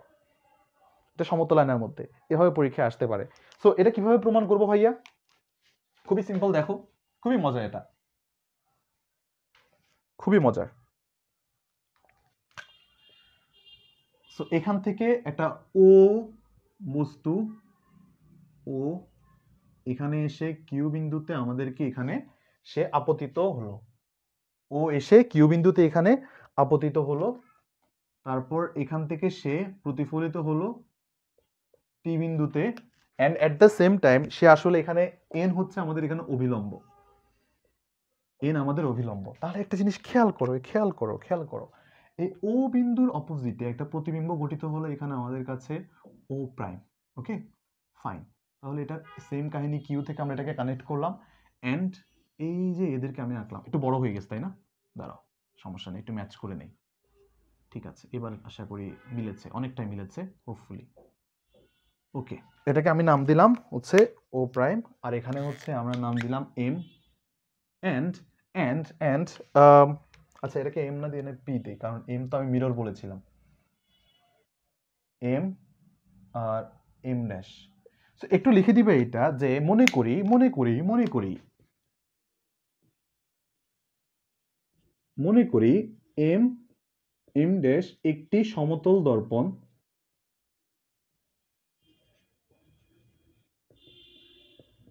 এম এম ড্যাশ একটি সমতল দর্পণ, খেয়াল করো, এবং এই দর্পণের পাড়া লাগানো কোথায়, আমি তো পাড়াই লাগাই না, আল্লাহ হাই হাই রে কি হবে আমার, এই যে এই যে এই যে এই যে যারা এখন ক্লাস থেকে লিভ নিয়ে চলে যাবা তারা অনেক মজার কিছু মিস করবা, ট্রাস্ট মি। আলো নিয়ে একটা মোটিভেশনাল গল্প আছে, খুবই ইম্পর্টেন্ট। ওকে, তাহলে আমাদের কি হচ্ছে, এই বরাবর যাচ্ছে, এই বরাবর প্রতিফলিত মানে সরি প্রতিফলিত হচ্ছে এই বরাবর, তো আমাদের এখান থেকে আমাদেরকে এটা বের করা লাগবে। এনিওয়েজ, সমতল দর্পণ ও হতে, দেখো ও হতে আলো কিউতে গেছে, অলরাইট, আবার কিউ থেকে আলো টিতে গেছে, এটা জাস্ট একটা গতিবিধি দেখালাম। এখানে হচ্ছে আমাদের কিউ এন হচ্ছে অভিলম্ব, অভিলম্ব। আর এখানে তাহলে আমাদের ক্ষেত্রে দেখো তো এখানে হচ্ছে এই যে কোণটা, এটা হচ্ছে আমাদের আপতন কোণ, এটা হচ্ছে আমাদের প্রতিফলন কোণ, এটা হচ্ছে আমাদের আপতন কোণ, এটাকে বলা হচ্ছে প্রতিফলন কোণ। তাহলে নাম লিখে দেই, ও কিউ এন আপতন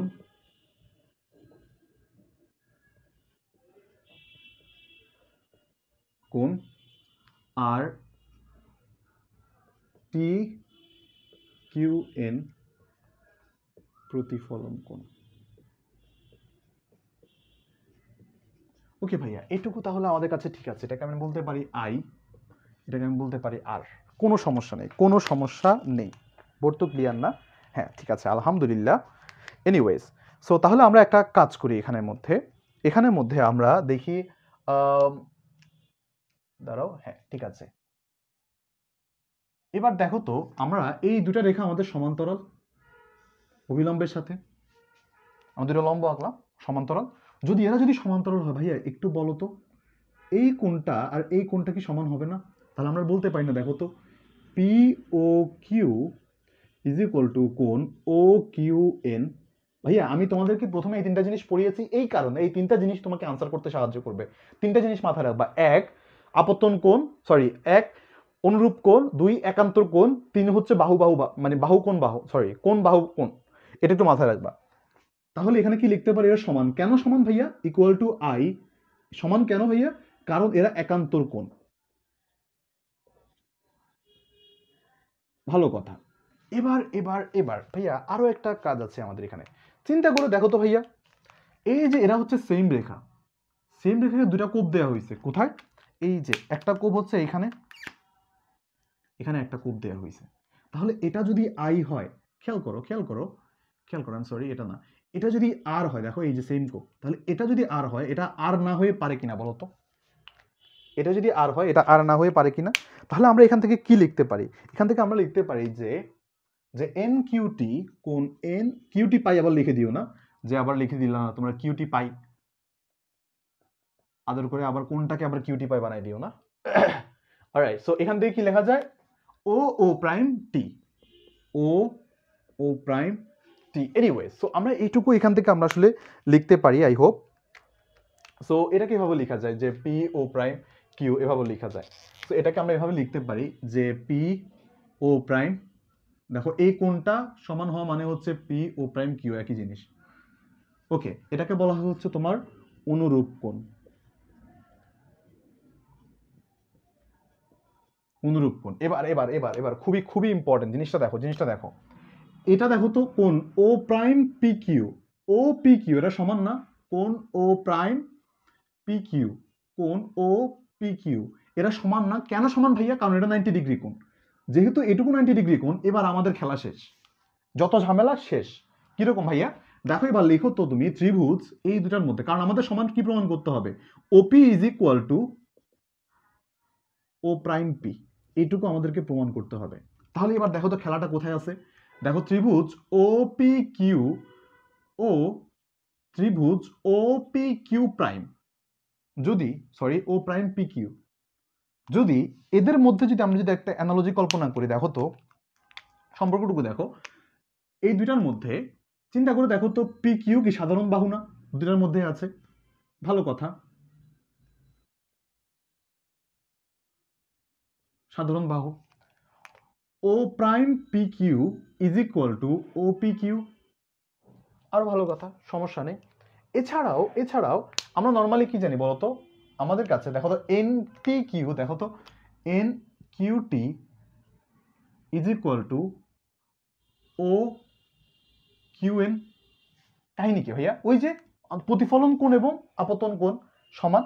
তাহলে এইটুকু যদি আমরা যদি এখান থেকে যদি সমান প্রমাণ করতে পারি, তাহলে আমরা ফাইনালি আমরা এখান থেকে লিখতে পারি ভাইয়া যে দেখো তো দাঁড়াও, পি ও কিউ, হ্যাঁ exactly, P O Q is equal to আমরা এখান থেকে লিখতে পারি পি ও প্রাইম কিউ, কারণ এটাকে আমাদের এখানে সম্পর্ক আছে। সুতরাং সুতরাং তাহলে আমরা লিখতে পারি অতএব, দেখো কোন দুইটা সমান, একটা সাধারণ বাহু আছে, তাহলে আমরা বলতে পারি অতএব ত্রিভুজ ও পি কিউ ও ত্রিভুজ ও প্রাইম পি কিউ সর্বসম। তো সুতরাং এরা যদি সর্বসম হয়ে থাকে, অতএব তাহলে যদি এরা সর্বসম হয়, সুতরাং O prime P equal to O P, মানে একটা সমতল দর্পণে একটা বস্তু যেই পরিমাণ দূরে আছে, তাহলে তার প্রতিবিম্ব ঠিক সেই পরিমাণ দূরে অবস্থান করবে। এটার প্রমাণটা হচ্ছে এটা। তোমাদের কনফিউশনটা হতে পারে ভাইয়া এই যে এই জায়গাটায়, এই জায়গাটায়। তাহলে ভাইয়া আমি ওই যে উপরে যে এই যে কথাগুলো রেখে এসেছি, এটার সাথে কানেক্ট করলে তোমার এই জিনিসটা প্রুফ আসবে। মানে কি ভাইয়া? এটা হচ্ছে পি ও, দেখো P O Q is equal to P O prime Q. এটাকে কিভাবে ব্যালেন্স করে দেখো তো, তুমি চিন্তা করে দেখো। আমি P O prime Q is equal to কি বলেছি? দেখো P O prime Q is equal to আমি এন কিউ টি প্রমাণ করেছিলাম। সো আবার আমি দেখালাম যে O Q N is equal to N Q T. তার মানে আমি তো এটাকে আমি ব্যালেন্স করে আমি ইন্টারচেঞ্জ করে আমি লিখে দিতেই পারি। সো এই কারণে আমাদের কাছে আলটিমেটলি দেখা যাচ্ছে যে না, এটাকে আমি ইকুয়াল লিখতে পারি। দেখো P O prime Q R P O Q লেখা যায়, যেহেতু কোন দুইটা আমার কাছে সমান এবং একটা সাধারণ বাহু আমি পাচ্ছি, সুতরাং এরা একটা সর্বসম ত্রিভুজ। দুইটা সর্বসম ত্রিভুজ যেহেতু সর্বসম, সুতরাং তাদের এই বাহু দুইটা সমান না হয়ে পারে না। সো আমাদের যদি এরকম যদি বলা হয়, তাহলে আমাদের তোমাদের বইতেই লেখা আছে, দেখবা যে 4টা কেস। সেটা হচ্ছে যদি সমতল দর্পণ হয় তাহলে 4টা কেস হয়। এক, তারা সমান দূরে থাকবে প্রতিবিম্ব আর এটা সেম পরিমাণ দূরে থাকবে, বস্তু আর প্রতিবিম্ব সমান দূরে থাকবে। দুই, এদের মধ্যে হবে যে প্রতিবিম্বটা হবে, এই যে প্রতিবিম্বটা হচ্ছে এটা হচ্ছে অবাস্তব, এটা কখনো বাস্তব না। ভাইয়া এটা একটু বুঝাই দে কেন অবাস্তব। জিনিসটা হচ্ছে এইরকম, দেখো তো এই যে জিনিসটা এটাকে হচ্ছে আমরা কখনো এটাকে ওই পারে গিয়ে মিলিত হচ্ছে বলে মনে হয়, ডিরেক্টলি কিন্তু মিলিত হয় না। এই কারণে ইন জেনারেল, এটা নিয়ে আমি যদি আরো পরে বলবো, কারণ এটা নিয়ে আরো অনেক ডিসকাশন আছে, বাস্তব বিম্ব অবাস্তব বিম্ব এই জিনিসগুলোতে। এই জিনিসটা হচ্ছে এই পাশে গিয়ে আসলে মিলিত হচ্ছে বলে মনে হয়, এই কারণে এটাকে বলা হয় একটা অবাস্তব বিম্ব। এছাড়াও হচ্ছে এটা সোজা এবং সমান মানে ইয়া হয়, সোজা এবং 4 নাম্বার হচ্ছে সমান।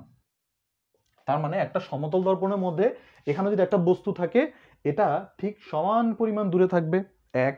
দুই, এটার উচ্চতা বা দৈর্ঘ্য সেম হবে। ভাই এখন দৈর্ঘ্য কিভাবে বুঝলাম? ওই যে তোমাকে প্রথমে বলেছিলাম না যে আমি একটা মানুষ, আমি আয়নার সামনে দাঁড়িয়ে আছি, এটা আমাকে কিভাবে বুঝবো? এটা আমার বোঝার জন্য যে জিনিসটা দরকার সেটা হচ্ছে ওই যে একটা পয়েন্টকে নিয়ে আমি কাজ করেছি। তাহলে সিমিলারলি সেম চিত্রটা তুমি যদি এখান থেকে আঁকতা, এখান থেকে আঁকলো, তোমার সেম জিনিস আসতো, এই যে এইরকম আসতো, সেম জিনিস আসতো, সেম রকম চিত্র আসতো। তার মানে প্রত্যেকটার জন্য মাইক্রো অনেকগুলো চিত্র আমরা যদি ড্র করি, সেই ক্ষেত্রে আমরা ওই বিম্ব পুরোটা পাবো। এই কারণে আমরা একটা পয়েন্ট নিয়ে শুধুমাত্র কাজ করেছি। এন্ড সমান মানে বুঝতে পারছি যে এটা যতটুকু হবে এটাও সেম। সোজা মানে তো তুমি দেখতেই পাচ্ছ যে একই রকম বস্তু, এই যে দেখো এই বরাবর যদি ধরা হয় একই রকম আসলে ইয়ে আসে। এনিওয়েজ, সো আমরা মোরাল লেস, তাহলে আমি তোমাদেরকে এইটুকু আশা করি বোঝাতে পেরেছি। কারো যদি কোনো প্রশ্ন থাকে একটু কাইন্ডলি করো, আমি এটাকে একটু ব্যাখ্যা করে বলি।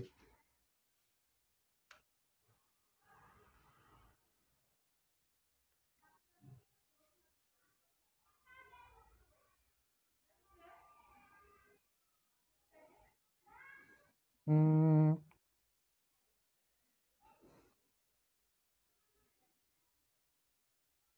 হ্যাঁ, আবার একবার বুঝা, আমি আরেকবার বুঝিয়ে দিচ্ছি, নো ওয়ারিস। ওকে, সো কি করা যায় ভাইয়া? প্রথম কাজ হচ্ছে আমাদের এখান থেকে একটা বিন্দু, এই বিন্দুটা থেকে কি হচ্ছে, আলো আপতিত হয়েছে এখানে, আপতিত হয়ে এখানে প্রতিফলিত হয়েছে। কোন বরাবর? এই অভিলম্ব থেকে আই কোণে আপতিত হয়েছে, আর কোণে প্রতিফলিত হয়েছে। এনিওয়েজ, যদি এটা হয়ে থাকে তাহলে ভাইয়া আমরা একটা কাজ করব, এটা বের করার জন্য আমরা এখানে একটা লম্ব আঁকলাম, সেম এটা সমান করে এঁকে দেখলাম যে এই বরাবর কোথাও আমাদের একটা বিম্ব আসতেছে। ওকে, নো ওয়ারিস। এবার আমরা এটা দুটাকে কানেক্ট করলাম, এখানে দুটো ত্রিভুজ আঁকলাম। এবার আমরা একটু এখান থেকে খেলাধুলা করি। খেলাধুলায় কি করলাম? একান্তর কোণদ্বয় পরস্পর সমান এবং অনুরূপ কোণদ্বয় পরস্পর সমান, এই লজিকটা খাটায়ে আমরা এই জিনিসটাকে আবিষ্কার করলাম যে পি ও কিউ, যে P O Q is equal to O Q N. কি ভাইয়া? ও কিউ এন, এই যে ও কিউ এন, এই কোণটা। আবার তুমি চিন্তা করে দেখো তো, O Q N is equal to N Q T. Okay, আবার N Q T is equal to দেখো তো পি ও কিউ। খেয়াল করো, আবার বলি, আবার বলি, P O Q is equal to, খেয়াল করো, P O Q is equal to O Q N. O Q N কেন? কারণ তারা একান্তর কোণ। এবার চিন্তা করে দেখো, O Q N is equal to N Q T. কেন? কারণ আপতন কোণ আর প্রতিফলন কোণ সমান। খেয়াল করা জিনিসটাকে আবার লিখে দিই, যে আমি জানি P O Q is equal to O Q N, angle centre তোমরা দিয়ে নিও, সমস্যা নেই। ওকে, এবার খেয়াল করো, O Q N is equal to N Q T. কেন? কারণ আপতন কোণ আর প্রতিফলন কোণ সমান। এবার খেয়াল করো, N Q T is equal to P Q, sorry P O prime Q.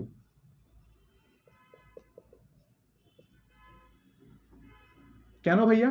কারণ ওই যে অনুরূপ কোণ সমান। তাহলে ভাইয়া তুমি কি এটা লিখতে পারো না? দেখো, এটা ইজ ইকুয়াল টু এটা, এটা ইজ ইকুয়াল, আবার এটা ইজ ইকুয়াল টু এটা, এটা ইজ ইকুয়াল টু এটা যদি হয় তাহলে তুমি এটা লিখতে পারো না? অতএব P O Q is equal to P O prime Q. এটা তো লিখেছি। তাহলে এই কোণটা আমার সমান। অলরাইট, সমস্যা নেই, এই দুটো ত্রিভুজের মধ্যে P O Q R P O prime Q সমান। ওকে, এই দুটো ত্রিভুজের মধ্যে আবার দেখো তো এই কোণটা আর এই কোণটা সমান, কারণ তারা 90 ডিগ্রি। আবার একই সাথে এদের কমন একটা ইয়ে আছে, সাধারণ বাহু আছে। তাহলে তুমি চিন্তা করে দেখো, একটা সাধারণ বাহু এবং দুইটা কোণ সমান, তাহলে অবশ্যই ওই ত্রিভুজ দুটো সর্বসম। যদি ত্রিভুজ দুটো সর্বসম হয় তাহলে তার এই যে এই দুইটা বাহু সর্বসম কখন হয় বলতো? সর্বসম হয় যখন তিনটা বাহু এবং তিনটা কোণ সমান হয়। তার মানে এই দুইটা বাহু সমান না হয়ে পারে, পারে না। তাহলে ওপি ইজ ইকুয়াল টু যদি পি, সরি, ও প্রাইম পি হয়, যদি এটা হয়, তাহলে তুমি বলতে পারবা যে এরা দুইটা সমান দূরত্ব ছাড়া অন্য কোথাও আছে? নাই। এই সিম্পল জিনিসটা ভাইয়া এখানে এত সাজিয়ে লিখেছি, সাজিয়ে গুছিয়ে লিখছি, যেভাবে তোমরা পরীক্ষার খাতায় অ্যান্সার করবা। অলরাইট, সো চলো, নাও টাইম ফর দ্য স্টোরি, গল্প করা। চলো তারপর ক্লাস শেষ করে দিব, সমস্যা নেই। অলরাইট, সো গল্পের ব্যাপারটা হচ্ছে একটু তোমাদের সাথে শেয়ার করি, অনেকে হয়তো জানো, অনেকে হয়তো নাও জানতে পারো। সো শুরু করি। সেটা হচ্ছে আলোর, মানে এটা মোরাল, মানে মোরালটা বলার আগে একটু জাস্ট তোমাদেরকে একটু আইডিয়া দিয়ে নেই যে ওই যে একটু আগে বললাম না যে লাইফের মধ্যে ওই নিজের মধ্যে অপটিমিজম বা নিজের মধ্যে একটু কিউরিয়াসিটি এটা রাখাটা দরকার, একটু স্পার্ক রাখাটা দরকার, যে জ্ঞানের প্রতি পিপাসাটা। সো এটা একটু রাখা দরকার, যাতে করে দেখবে যে তুমি সবসময় আসলে তুমি যে a+b² যে সূত্রটা যখন শিখছো, তুমি কিন্তু শুধুমাত্র এই সূত্রটাই শিখো নাই, অনেকগুলো অনুসিদ্ধান্ত কিন্তু ছিল। তো শিক্ষার একটা বিরাট কম্পোনেন্ট হচ্ছে শিক্ষার আশেপাশের আইডিয়াগুলোকে এক্সপ্লোর করা। সো এটা জাস্ট একটা স্টোরি, একটা সার্টেন বলা হয় ভূমিকা বা ইন্ট্রোডাকশন বলো। এনিওয়েজ, গল্পটা শুরু করি। গল্পটা শুরু হচ্ছে তিনটা ফ্রেন্ড দিয়ে। তিনটা ফ্রেন্ড তারা পিকনিকে গেছিল, অনেক চিল করতে, পরীক্ষা শেষ, ঘুরতে ঘুরতে গেছে। তো ঘুরতে ঘুরতে গিয়ে তারা হঠাৎ করে জঙ্গলের মধ্যে আটকে গেছে। সো জঙ্গলের মধ্যে যখন আটকে গেছে তখন তাদের মধ্যে আসলে সবার একটা গোল, ভাই আমি তো আটকে গেছি, এখন আমি কি করবো? সো এখন তাদের ইচ্ছা হচ্ছে যে অনেক খুঁজে টুজে বের করতেছে যে একটা রাস্তা পাচ্ছে না, যে জঙ্গল থেকে তো বের হবে, বুঝো নাই? এটা তো নর্মাল হচ্ছে বাংলাদেশের বোটানিক্যাল গার্ডেন না বা ছোটখাটো মানে ইয়া না, চিড়িয়াখানা না। তো এটা অনেক বিশাল একটা জঙ্গল। তারা এখানে চিল করতে গিয়ে আটকায় গেছে এখন ফ্রেন্ডরা। এখন হঠাৎ করে সন্ধ্যা নামতেছে, একই সাথে সন্ধ্যা নামতেছে, জঙ্গলের মধ্যে অবশ্যই অনেক ভয়ানক জায়গা, যে হঠাৎ করে যে কোনো জন্তু অ্যাটাক করতে পারে এনি টাইম বা যে কোনো সময়। সো তারা হঠাৎ করে অনেক মানে আপসেট হয়ে গেল সবাই। তো মজার ব্যাপার হচ্ছে এখানে তিনটা যে ফ্রেন্ড ছিল না, তারা ওই তিনটা ফ্রেন্ডের ক্যারেক্টারিস্টিক্স তিন রকম ছিল। এক, তারা প্রথম যে ফ্রেন্ডটা আছে সেই ফ্রেন্ডটা হচ্ছে খুবই আশাবাদী পরিমাণ, যে আহ, যে সবসময় ইচ্ছা করতে এরকম যে যে কোনো কিছুতে সে খুব আশা খুঁজে পায়, যে না সে কিউরিয়াস সবকিছু নিয়ে, সে চায় যে না আসলে যখন যেখানে কোনো কিছু হবে না সেখানেও সে আশা থাকে, যে সবসময় অপটিমিস্ট, যে আসলে ওইটা হতেই পারে বা এই ধরনের কিছু। সেকেন্ড আরেকটা আছে, সে হচ্ছে খুব বাস্তববাদী, যে লাইক সে কোনো কিছু আসলে ওই ইয়াতে হতাশাবাদেও বিশ্বাস করে না, আশাবাদীটাও না, সে যেটা দেখবে সেটা বিশ্বাস করবে, অ্যান্ড সবকিছু সে আসলে প্রমাণ চায় আর কি, এরকম। সো আরেকজন হচ্ছে ফ্রেন্ড, সেটা হচ্ছে খুব প্রচন্ড পরিমাণে আসলে সে মানে খুব পেসিমিস্ট, সে আসলে সবসময় মনে করে যে না, অনেক হতাশার মধ্যে থাকে, সবকিছুতে সে কোনো জীবনের মানে খুঁজে পায় না, সবকিছুতে সে আসলে খুবই পরিমাণে হতাশাগ্রস্ত। সো যে লোকটা অলরেডি খুব হতাশাগ্রস্ত, সে তো অলরেডি কান্নাকাটি শুরু করে দিয়েছে, আমি কিভাবে বাসায় যাব, বা কিভাবে এখন কি হবে না হবে, তোদের জন্য আমি আসছি, সব করতেছে। বাকি দুইজনও তারা পথ খুঁজতেছে কিভাবে আসলে বের হওয়া যায়। So in a certain time তারা আসলে যে জিনিসটা ফিল করেছে সেটা হচ্ছে, হঠাৎ করে তারা হাঁটতে হাঁটতে না তারা একটা টানেলের মতো পায়, যে টানেলটা আসলে এরকম মানে খুবই উম, মানে কি বলা হয়, নির্জন, খুবই অন্ধকার, ঘুটঘুটে অন্ধকার। সো এরকম একটা পথ। তো হঠাৎ করে কি হয়েছে যে আসলে তারা এখন টানেলটা তো হচ্ছে হঠাৎ করে এদিকে সন্ধ্যা নেমে আসতেছে, একই সাথে টানেলটাও অন্ধকার, ভিতরে কি আছে না আছে কেউ তো জানে না, তাই না? তাদের মধ্যে আসলে এখন ঠিক করা হলো যে না আসলে আম, যদি টানেলটা যে বললাম না যে খুব পরিমাণে আশাবাদী, সে ফিল করলো যে না আসলে হয়তোবা এই টানেলটাই আমাদের বের হওয়ার রাস্তা হতে পারে, বা ভিতরে টানেলের ওই প্রান্তে হয়তোবা আমাদের জন্য একটা স্কেপ রুট আছে, বা আমরা হয়তো পালাতে পারবো। সো বাস্তববাদী যে লোকটা সে বলতেছে, তুই সত্যি শিওর যে এই জিনিসটা হতে পারে? তো ভাই দেখ, শিওর তো আমাদের মধ্যে এখানে কেউই না, বাট একটা কিছু তো হতে পারে। তো যে হতাশাবাদী সে বললো, আরে ভাই এই অন্ধকার রাস্তার মধ্যে কি করবি না করবি, এখন হঠাৎ করে যাবি, মানে তিনজন একসাথে মরবো, যাওয়ার কোনো দরকার নাই। তো সে তো তার মতেই আছে।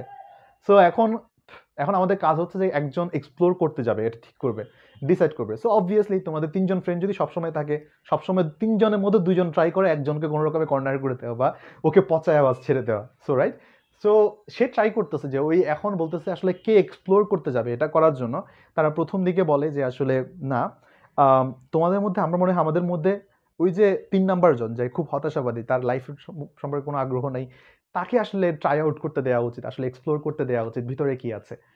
সো ভালো কথা, এখন সে যে লোকটা তখন তো ওরা দুইজন তাকাচ্ছে ওর দিকে, ও তাকাচ্ছে দুইজনের দিকে, মানে কি আমি কেন যাবো, আমার এমনি বাস ইয়া নাই, তাক ভাই আমি যাবোই না, দরকার নেই, তোরা তোদের মতো যায়। সো অনেক কষ্টে তাকে কনভিন্স করে আসলে ওই যে লোকটা হতাশাবাদী ছিল বা খুব পেসিমিস্ট ছিল, তাকে আসলে পাঠানো হলো। এনিওয়েজ, সো সে গেল, যাওয়ার পরে সে একটু একটু একটু করে আগাচ্ছে, 2টা মিনিটও হলো না, সে একটু এগিয়ে গিয়ে হঠাৎ করে আসলে না সে খুবই চিল্লায়, কিছুই দেখে নাই ভাই, সে কিছুই না দেখে ভয় পেয়ে চিল্লায় চলে আসছে। সে এসে বলতেছে, ভাই ভাই ভয় পাইছি, ভিতরে কি জানি আছে, আল্লাহ মাহবুদ জানে জিন টিন থাকতে পারে, তোরা আমাকে কেন পাঠাইছিস সেখানে। সে বেরিয়ে চলে আসলো। আসলে ভালো কথা, এসে বলতেছে কি জিন টিন আছে, কি না কি দেখছিস তুই, এসে বলে এটা হয়তো বা কোনো মানুষ টানুষ আসতেছে বা কোনো কিছু। ওই যে যে অপটিমিস্ট, যে আশাবাদী যে লোকটা ছিল, সে বলতেছে, সো আসলে তুই কি দেখছিস? তা এখন বলতেছে না আসলে আমাদের এটা এক্সপ্লোর করা উচিত, আসলে ভিতরে কি আছে। এখন হচ্ছে যে পালা হচ্ছে সেকেন্ড মানুষটা যে বাস্তববাদী, সে তো এটাকে প্রুফ করা লাগবে। সে ভিতরে গিয়ে দেখলো কি জানো, যে আসলে এই লোক তো ভয় পেলো, সে ভিতর সন্ত্রস্ত হয়ে আস্তে আস্তে আস্তে আস্তে গেল। সে না দেখতে পেলো যে হালকা হালকা আলো আসতেছে ওই প্রান্ত থেকে। এখন যে লোকটা জীবনে বিশ্বাসই করে না জিন ভূত কিছু থাকতে পারে, কারণ সে জানে না, এগুলো প্রুফ পায় নাই, হঠাৎ করে এই লোকটাও ভয় পেয়ে গেল। কেন? কারণ হচ্ছে এ তো ভয় পেয়ে মাত্র বেড়ে আসলো, এখন এই লোকেদের সত্যি দেখে ভিতর থেকে আলো আসতেছে। ঘটনাটা কি ভিতরে? তাহলে তাহলে ও বলছে যা সত্যি, এও ভয় পেয়ে চলে আসছে। এবং ফাইনালি বললো ভাই দেখ, এটা খুবই রিস্কি একটা জায়গা, এখানে যাওয়া কোনো উচিতই না, আমরা এর চাইতে ভালো আমরা অন্য রাস্তা খুঁজি। এখন এই লোকটা বললো যে প্রথমে ও ভয় পেয়েছে, আরেকজন আসলে সে আসলে আলো দেখছে, কারণ ও তো মিথ্যা কথা বলার কথা না, কারণ ও খুব রিয়েলিস্ট একজন মানুষ। এখন আমাদের মনে হয় যে আমি একা যাওয়ার চাইতে, যেহেতু একটা ভয়ের রিস্ক আছে, এ তো আবার খুব সেফ প্লে করে, যে খুব সুবিধাবাদী। সে বলে যে না, আমাদের এখন তিনজনেরই এক্সপ্লোর করা উচিত। সো এখন তারা কি করলো, তিনজনই তারা ভিতরে গেল। ভিতরে গিয়ে দেখলো যে আহ, হঠাৎ করে তারা আগালো অ্যাপ্রোচ করতে করতে করতে করতে করতে ভিতরে গিয়ে তারা দেখলো হঠাৎ করে একজন লোক একদম ওই প্রান্তে, মানে একটু আলো দেখতে পাচ্ছিল, হঠাৎ করে একজন লোক তার ওই ট্রেনের লাইট জ্বালিয়ে দিয়ে সে রাস্তাটা ক্লিন করতেছে। হঠাৎ করে সে তার তো চিল্লাই বললো, চিল্লাচিল্লি করতেছে, এ ভাই আপনি কি করতেছেন, এখানে কি হয়েছে? সো ওই লোক ওদেরকে বললো যে না ভাই, আমি আসলে এই রাস্তাটা অনেক বছর ধরে আমি চেষ্টা করছিলাম এটা এক্সপ্লোর করার, আছে আসলে এই জঙ্গলের মধ্যে এই রাস্তাটা গিয়েছে কোথায়, বাট এই পর্যায়ে এসে আমার ট্রেনটা না আটকে গিয়েছে। সো আপনারা কি কোনো রকম আমাকে সাহায্য করতে পারবেন? সো ওরা তো সাহায্যের জন্যই ওরা এতক্ষণ ধরে এখান দিয়ে আসছিল। So at the end of the day তারা কি করলো, যে আসলে ওইটাকে ক্লিন করে এক এক পর্যায়ে গিয়ে তারা তাদের মতো আসলে রাস্তাটা বের হয়ে গেল, বা ওই জঙ্গল দিয়ে তারা বেরোতে পারলো। মোরাল অফ দ্য স্টোরি বা আইডিয়াটা কি? আইডিয়াটা হচ্ছে তোমার লাইফের একদম, মানে দিস ইজ প্রিটি ন্যাচারাল, যে you may have the hardest time, লাইফের একদম বিন্দুমাত্র আশা নাই তুমি এখান থেকে বাউন্স ব্যাক করবা। হতে পারে সেটা পড়াশোনার ক্ষেত্রে, হতে পারে অন্য কোনো ইস্যুস হতে পারে, বাট অলওয়েজ এটা রিমেম্বার করবা যে দেয়ার is a ray of light for you, there is a ray of hope for you. Every, মানে প্রত্যেকটা মানুষের কাছে এই জিনিসটুকু সৃষ্টিকর্তা দিয়েছেন, যে সৃষ্টিকর্তার দয়া তোমার উপর থেকে কখনো সৃষ্টিকর্তা উঠাই দিবেন না। সৃষ্টিকর্তা অলওয়েজ দেয়ার ফর ইউ। তার মানে হচ্ছে তুমি যখন এই আশাটুকু রাখবা, সৃষ্টিকর্তার উপর তুমি যখন ভরসাটা রাখবা, অলওয়েজ সৃষ্টিকর্তা তোমার জন্য একটা রাস্তা খুলে রাখবে। দুইটা জিনিস, কখনো আশা হারানো যাবে না বা হতাশ হওয়া যাবে না। দুই, কখনো এফোর্ট মেক করা থামানো যাবে না, যা চেষ্টা করাটা থামানো যাবে না। এই দুটা জিনিস যদি কখনো রাখতে পারো, ইনশাল্লাহ তোমাদের লাইফ কখনো তোমাদেরকে হতাশ করবে না, তোমাদের লাইফ কখনো তোমাদেরকে ইয়ে করবে না। তার মানে কি, এই যে লাইট, বা এই লাইট শুধুমাত্র আমাদের ফিজিক্সের লাইট না, এই লাইট শুধুমাত্র আমাদের ওই বাল্বের আলো না, লাইট আমাদের জীবনকে সবসময় আলোকিত করে।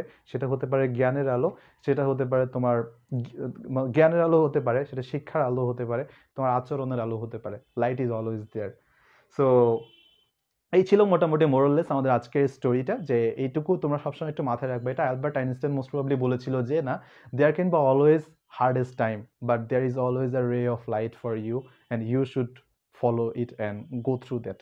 সো এটা একটু জাস্ট তোমরা একটু মেনটেন করবা লাইফের মধ্যে, যে হতাশ হয়ে গেছে বা কোনো কিছু ওয়ার্কআউট করতেছে না, দ্যাট ডাজেন্ট মিন এটা এখানে শেষ, দ্যাট ডাজেন্ট মিন আমরা এখানে পারবো না। বাট এটার মানে হচ্ছে এটার আউটকামটুকু অনেক বেশি পরিমাণে আসছে। আমরা দেখছি আসলে ওই যে বিভব শক্তি পড়েছি না, বিভব শক্তি স্প্রিং দেখো, স্প্রিংকে যখন তুমি টেনে ধরে রাখতেছো তখন কিন্তু ভিতরে কিছু নয়, বাট ওই পটেনশিয়ালিটা তুমি যত বেশি কষ্ট করবা, ওই পটেনশিয়ালিটা তত বেশি পরিমাণে তোমার আগে আউটপুট পাবা। এটা জাস্ট একটু জাস্ট গ্রো করতেছে, ভিতরে জাস্ট জমা হচ্ছে জমা হচ্ছে জমা হচ্ছে। ফলাফলটা একটু পরে আসবে, হোক না 10টা দিন পরে, হোক না 10টা বছর পরে, মানে 10টা বছর এত অনেক বেশি টাইম হয়ে যায়, হোক না 10টা মাস পরে, পরিশ্রমটা থামাইও না। যেটা তাড়াতাড়ি আসে সেটা তাড়াতাড়ি চলে যায়। খুব সিম্পল ফিলোসফি। সবার জন্য অনেক অনেক শুভকামনা। তাহলে তাহলে তোমরা আশা করি ক্লাসের যা যা পড়িয়েছি এটুকু বুঝতে পেরেছো। নেক্সট লেকচার থেকে তোমাদের পড়াটা একটু ভলিউমটা বেড়ে যাবে, ক্লাসের লেন্থটা একটু বেড়ে যাবে, কারণ আমরা শুরু করেছি একটু ইঞ্জিনটা একটু আস্তে আস্তে স্লো করে, মানে শুরু করেছি যাতে করে তোমাদের পড়াগুলো ধরতে সুবিধা হয়, ডিটেলসগুলো তোমাদের একটু ধরতেই সুবিধা হয়। সবার জন্য অনেক অনেক শুভকামনা। জীবন তোমাদের সুন্দর হোক। আগামী লেকচারে দেখা হচ্ছে। Till then take care. আল্লাহ হাফেজ। আসসালামু আলাইকুম।